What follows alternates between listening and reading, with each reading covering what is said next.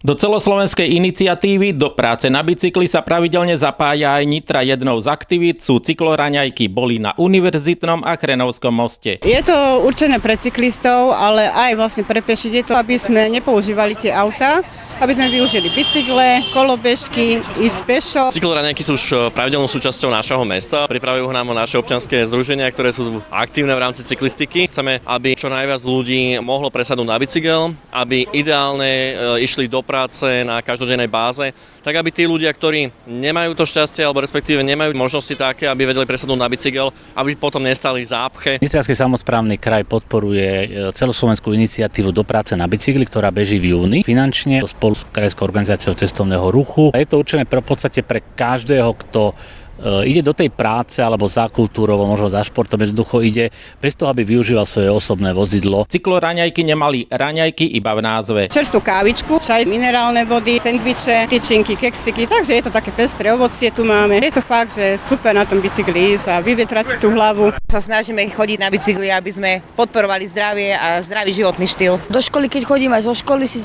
niekde chodím aj s rodičmi, chodíme na bicykli. Pravidelne nie, ale je to zábava a vie sa aj oddychnúť, aj zašportovať.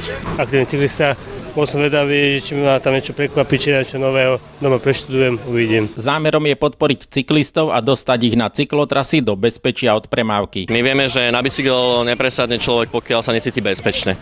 To znamená, že základom v každom meste sú bezpečné cyklotrasy. O to sa potom odvíja práve aj tá hustota premávky. A Nitranský samosprávny kraj ich stále buduje.